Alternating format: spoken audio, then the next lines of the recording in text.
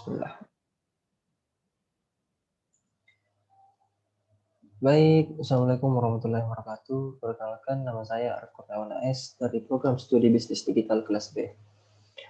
Dengan NIM dengan NIM 290750201. Baik teman-teman, pada kesempatan kali ini saya akan menjelaskan hasil kerja final saya di mata kuliah pengantar akuntansi. Di sini kita bisa lihat soalnya. Kita baca dulu dari awal ya. Pada latihan 7.9. PT Kompormas adalah sebuah perusahaan distributor kompor gas bermerek Blue Sky yang berkedudukan di Surabaya. Perusahaan ini menggunakan metode periodik dalam mencatat transaksinya. Laporan posisi keuangan perusahaan ini pada akhir bulan September 2012 adalah sebagai berikut. Jadi teman-teman di sini yang pada kolom ini adalah posisi keuangan perusahaan. Di sini ada kas, piutang usaha, persediaan, pelanggan kantor, dan lain-lain. Di sini ada posisi keuangannya ya. Nah, kita lanjut. Selama bulan Oktober 2012, perusahaan yang melakukan transaksi yang sebagai berikut. Oh, jadi ini teman-teman, dari tanggal 4 sampai tanggal 28 ini adalah transaksi perusahaan. Jadi di sini ada 11 transaksi ya. 11 transaksi. Jadi kita baca dulu. Diketahui bahwa nilai persediaan pada tanggal 1 Oktober 2012 sebesar 16.200. Tanggal 30 Oktober 2012 sebesar 15.500. Keterangan lain yang diperoleh. Ini keterangan lainnya teman-teman ada 3. Nah, ini soalnya teman-teman. Berdasarkan data dan keterangan tersebut, buatlah satu jurnal umum yang diperlukan. Baik, teman-teman, kita harus ketahui dulu itu apa itu jurnal umum. Jadi teman-teman kita diarahkan untuk membuat jurnal umum. Jadi jurnal umum itu dibuat sesuai transaksi yang terjadi pada perusahaan, ya. Jadi kita buka dulu jurnal umumnya. Ini jurnal umum teman-teman, ya. Kita baca, tunggu ya, kita baca dulu soal, kita baca dulu. Pada tanggal 4 kita baca transaksinya teman-teman. Pada tanggal 4 itu perusahaan membeli barang dagang dari PT Panamas Jakarta sebesar 26 juta secara kredit. Jadi dia melakukan pembelian 26 juta secara kredit, itu berarti dia menghutang. Dia utang dagang. Kita lihat di jurnal umum. Perusahaan itu melakukan pembelian sebesar 26 juta di sebelah debit dan membayarnya secara kredit, utang dagang. Dia mengutang ke PT Panamas secara kredit, di sebelah kredit 26 juta ya. Kita baca lagi transaksi kedua. Membeli perlengkapan kantor dari toko warna-warni. Jadi dia membeli perlengkapan kantor, jadi ini adalah perlengkapan ya, perlengkapan kantor. Seharga 2.500.000 secara tunai. Berarti kalau dia secara tunai dia membayarnya pakai uang perusahaan, jadi pakai kas ya.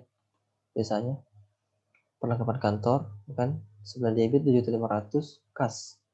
Dia tidak mengutang, dia pakai uang perusahaan sebesar 7.500 di sebelah kredit.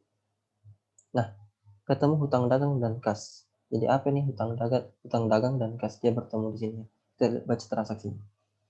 Membayar utang. Nah, berarti ini membayar utang adalah hutang dagang. Kalau kita membayar utang, berarti kita pakai uang perusahaan ke PT Panamas sebesar 22 juta. Kita cek jurnal umumnya. Nah, 11 Oktober itu utang dagang 22 juta itu di sebelah debit, dibayar pakai uang perusahaan kas ke PT Panamas sebesar 22 juta di sebelah kredit. Jadi teman-teman, perlu kita ketahui itu ketika kita melakukan pembelian atau transaksi ya, kita membayarnya secara tunai itu termasuk kas ya, uang perusahaan kita pakai. Tetapi kalau kita membayarnya secara kredit, itu adalah utang dagang, utang perusahaan. Jadi seperti itulah jurnal umum teman-teman ya. Kita baca lagi soalnya nomor 2. Soal nomor 2. Buku besar yang diperlukan. Jadi kita harus membuat buku besar. Kita buka buku besar yang telah kita buat. Nah, ini buku besar teman-teman. Jadi apa sih itu buku besar? Jadi buku besar itu teman-teman menampung semua akun ya, berbagai akun. Nah, kita lihat di situ tadi, itulah fungsi-fungsi kolomnya ini, fungsi-fungsi kolomnya. Ini manfaatnya tadi kolom. posisi keuangannya. Ini ada kas, piutang usaha, persediaan. Jadi ini semua posisi keuangan ini kita buatkan akun. Ada akun kas, akun piutang usaha, akun persediaan, akun perlengkapan kantor, kita buatkan semuanya. Kita lihat buku besar. Di sini ada nama akun kas. Jadi kita buatkan akun kas, akun piutang dagang, persediaan, perlengkapan kantor ya. Jadi jika ada yang bertanya dari mana ini data-datanya Kak? Ini data-datanya kita ambil dari jurnal umum. Ya, jurnal umum. Jadi semua jurnal umum atau transaksi yang terjadi di jurnal umum seperti kas, tidak seperti ya. Jadi kas yang terjadi di jurnal umum itu kita masukkan semua di akun kas. Jadi kita lihat dulu di jurnal umum. Tanggal 6 ada kas, 11 ada kas, 12 ada akun kas juga, 19 kas ya. Jadi semua kas yang ada di akun kas yang ada di jurnal umum kita masukkan ke buku besar di sini ya. Kalau yang bertanya bagaimana kalau mengisi data-datanya nih Kak. Jadi begini cara menghitungnya. Saldo awal ini ada 155 juta. Kalau ada yang bertanya dari mana ambil Kak 155 juta? Ini 155 juta diambil dari posisi keuangan pada bulan September, 155 juta di akun kas ya. Modal awal ya, saldo awal 155 juta di sebelah debit. Pada tanggal 6, akun kas ini melakukan transaksi di sebelah kredit sebesar 2.500. Di mana ambil ini Kak 2.500? Kita lihat lagi jurnal umum. Tanggal 6 itu akun kas di sebelah kredit, itu ada 2.500. Ini ada transaksi ya, 2.500. Kita lihat buku besar, sebelah kredit tanggal 6 itu ada 2.500. Ini yang ini Kak 152.500. Gimana caranya nih Kak? Didapat datanya ini diambil dari penjumlahan yang terjadi di sini. Cara menghitungnya seperti ini ya. Sama dengan saldo awal di sebelah debit ya, saldo awal di sebelah debit itu ditambah dengan sebelah debit di tanggal 6 itu ditambah di sini, terus dikurang di sebelah kredit, dikurang sini. Jadi totalnya itu 152.500. Begitu cara mendapatkan jawabannya. Jadi kalau semisal di tanggal 6 kita cara hitungnya bagaimana? Cara hitungnya sama, tapi kita tidak ambil di saldo awal 150 juta, tapi kita ambil dari saldo awal di tanggal 6 seperti itu. Jadi cara menghitungnya seperti ini. Sama dengan saldo awal di tanggal 6 ditambah debit di sebelah debit tanggal 11 dan dikurang kredit. Sama dengan ini jawabannya 130.500. Seperti itu. Jadi kalau yang bertanya kalau transaksinya di debit Kak, di sebelah debit. Nah, kita perhatikan contohnya ya. Dia di sebelah debit piutang dagang. Kita lihat dulu piutang dagang. Soalnya posisi keuangan itu piutang dagang pada perusahaan ini ada sebesar 178 juta. Kita lihat buku besar kita ya. Saldo awal ada 178 juta. Di sini piutang dagang kita lihat di tanggal 21 di jurnal umumnya kita cek 21 piutang dagang 22 juta di sebelah debit ya. Kita lihat buku besar jadi sebelah debit. Jadi cara perhitungannya itu sama. Kita kasih dia sama dengan saldo awal di sebelah debit itu kita tambah sebelah debit di transaksi tanggal 21 dikurang kredit. Sama dengan inilah jawabannya. Sama ya. Jadi kita tambah dulu dari saldo awal kita tambah transaksi di debit dan dikurang di kredit. Seperti itu cara mendapatkan datanya teman-teman ya. Kalau ada yang begini Kak, saldo awal saja, yaitu karena tidak ada terjadi persediaan di jurnal umum. Dia langsung saldo awal saja. Dia langsung di ini saja persediaan. Saldo awal itu sama dengan posisi keuangannya. Posisi keuangan yang pertama 16 juta. Dia tidak terjadi transaksi di jurnal umum. Dia tidak melakukan transaksi ya. Tidak terjadi transaksi. Kemudian kita lihat kembali soalnya. Di sini ada 1, 2, 3, 4, 5, 6, 7, 8, 9, 10. Di sini ada 10 posisi keuangan. Kita lihat, kita cek buku besar kita ya. Kita punya bikin berapa akun. Ini ada 101. Ini kita bisa lihat nomor akun. Ini 101 berarti 1, 2, aduh, sorry ya teman-teman. 3, 4, 5, 6, 7, 8, 9, 10. Oh, sisanya ini ada beban-beban juga ya. Beban-beban iklan seperti ini yang tadi ada beban-beban di bawah. Lihat soalnya. Ini ada bebannya. Itu juga masuk di buku besar. Kita buatkan akun seperti itu teman-teman. Itulah yang terjadi di buku besar. Kita kembali soal nomor 3. Laporan posisi keuangan lajur. Oh, berarti ini adalah neraca lajur. Ya. Kita buka neraca lajur. Kita lihat jurnal penyesuaian. Oh iya teman-teman, kita hampir lupa jurnal. Ini jurnal penyesuaian itu diambil dari akun beban ya. Kita lihat soalnya di sini ada tadi beban, keterangan lain yang diperoleh seperti ini: perlengkapan kantor yang tersisa, beban penyusutan aset tetap, beban penyusutan gedung. Jadi semua ini yang terjadi di ini yang keterangan lainnya ini masuk di jurnal penyesuaian. Dia menyesuaikan. Seperti ini beban perlengkapan kantor 13 juta ya.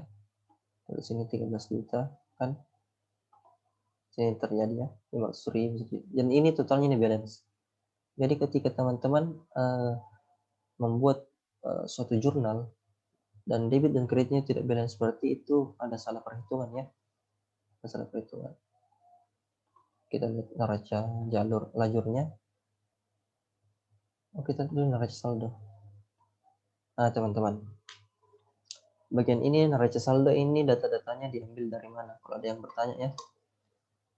Neraca saldo ini datanya diambil dari buku besar ya. Hasil total dari akun besar itu diambil. Inilah data-datanya neraca saldo. Contoh ya, akun kas. Ini di debit, di sebelah debit sebesar 121.100.000 ya. Ini datanya diambil dari mana? Hasilnya ya. Kita lihat buku besar. Kita cek akun kas. Nah, ini akun kas hasil totalnya ini. Akun kas ini ada 121.100.000. Jadi semua yang terjadi pada akun-akun di buku besar ini totalnya itu dimasukkan ke neraca saldo. Di sini teman-teman ya, neraca saldo. Di sini semuanya dimasukkan. Seperti piutang dagang di sebelah debit, persediaan di sebelah debit juga. Kalau tidak percaya teman-teman kita buktikan ya. Contoh aktiva tetap ini sebelah kredit dan akumulasi depresiasi aktiva tetap ini di sebelah kredit. Kita lihat di buku besar aktiva tetap. Buku besar aktiva tetap. Kita lihat buku besar aktiva tetap ini ya. Aktiva tetap ini ya. Dia ini transaksinya tanggal 12 di sebelah debit. Sebelah debit 464.200.000 sebelah debit ya. Kita lihat di neraca saldo. Neraca saldo di sebelah debit 464.200. Kita buktikan juga yang 21 juta ini yang di sebelah kredit. Ini adalah akumulasi depresiasi aktiva tetap. Kita lihat buku besar. Ini akumulasi depresi aktiva tetap ya. Dia melakukan saldo awal. Oh, saldo awalnya dia memang sudah kredit 21 juta. Di sebelah kredit ya kan, kita lihat neraca saldonya. Neraca saldo 21.200. Jadi neraca saldo ini adalah hasil akhir atau total dari buku besar. Seperti itu teman-teman. Kita masuk ke nomor 3 di neraca lajur. Tunggu teman-teman. Neraca lajur. Nah, neraca lajur ini teman-teman adalah dimana di sini juga sudah masuk. Kita lihat dulu soalnya nomor 4 ya. Laporan keuangan. Jadi ini neraca lajur sudah masuk di sini juga laporan keuangan, teman-teman. Kita bisa lihat di sini ada laporan keuangan di kolom terakhir ya. Kita baca dulu dari awal bagaimana cara mendapatkan data-data ini. Jadi ini teman-teman kunci dari neraca lajur ini ketika data dari neraca saldo dan penyesuaian itu sudah ada. Kita bisa sudah mendapatkan data-data dari ini teman-teman, kalau ada yang bertanya NSSD itu apa? NSSD itu adalah singkatan dari neraca saldo setelah disesuaikan. Jadi seperti ini teman-teman, saya pindahkan dulu ya. Ini seperti neraca saldo setelah disesuaikan, rugi laba dan laporan keuangan itu didapat dari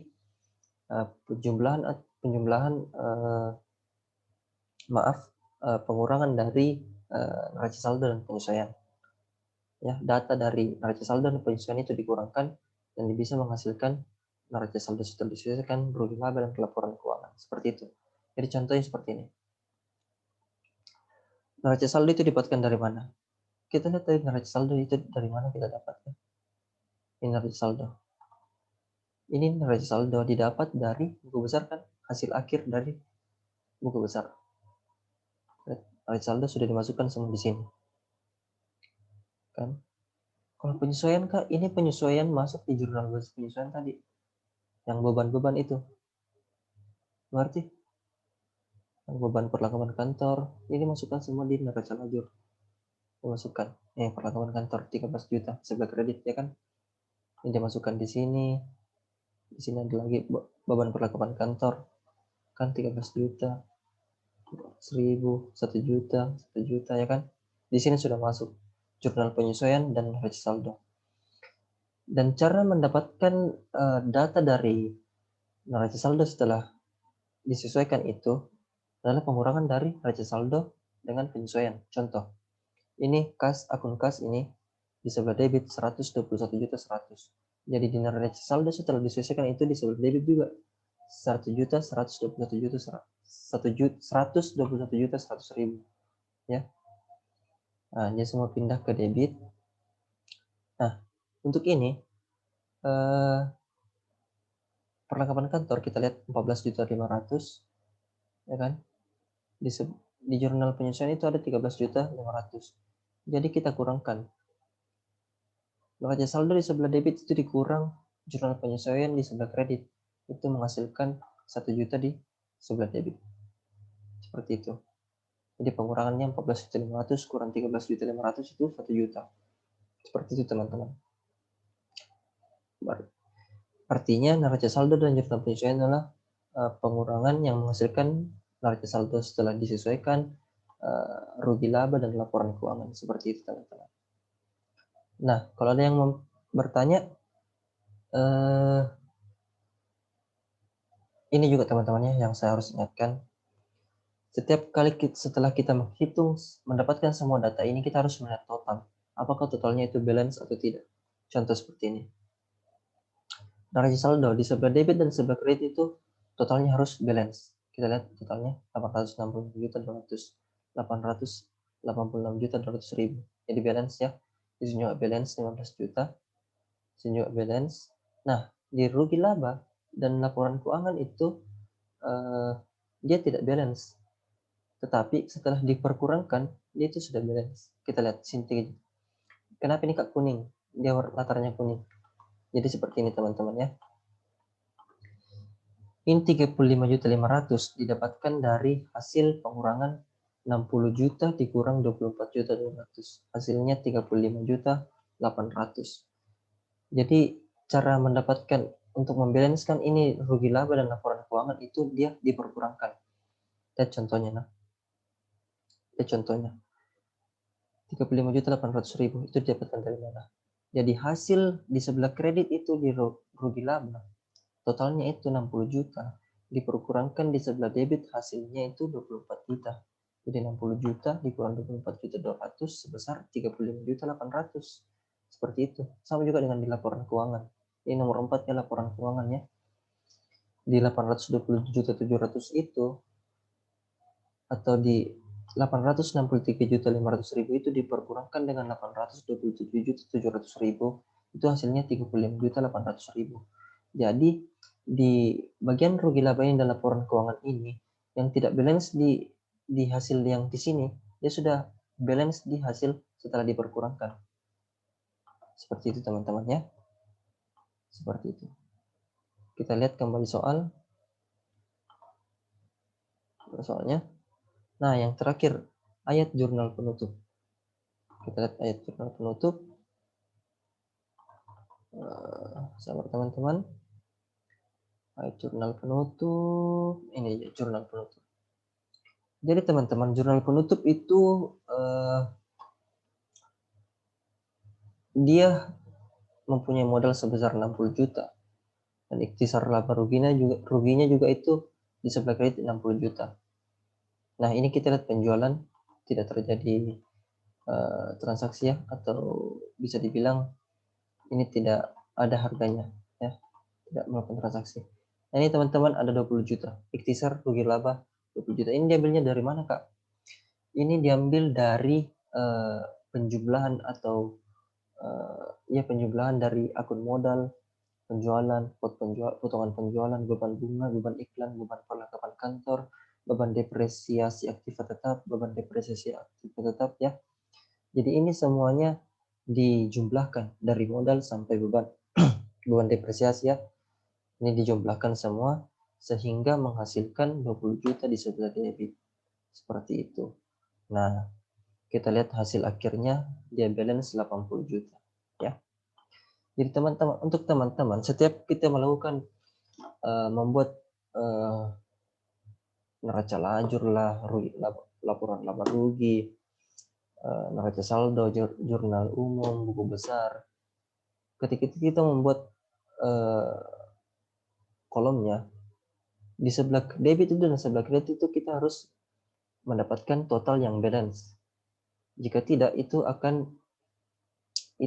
sama halnya kita menghitung tanpa kita menghitung asal-asalan ya, atau kita mempunyai data yang salah seperti itu, sehingga dia menghasilkan total yang tidak balance. Mungkin teman-teman ini yang sempat saya sampaikan, karena soal sampai hanya 5 nomor, dan kita sudah sampai di jurnal penutup juga setelah saya jelaskan, dan kelima nomor alhamdulillah setelah sudah saya jelaskan. Jika ada masukan atau saran bisa dimasukkan nanti di kolom komentar ya. Mungkin sekian dari saya. Apabila ada kesalahan kata mohon dimaafkan, karena saya hanya manusia biasa yang tak luput dari kesalahan maupun kehilafan.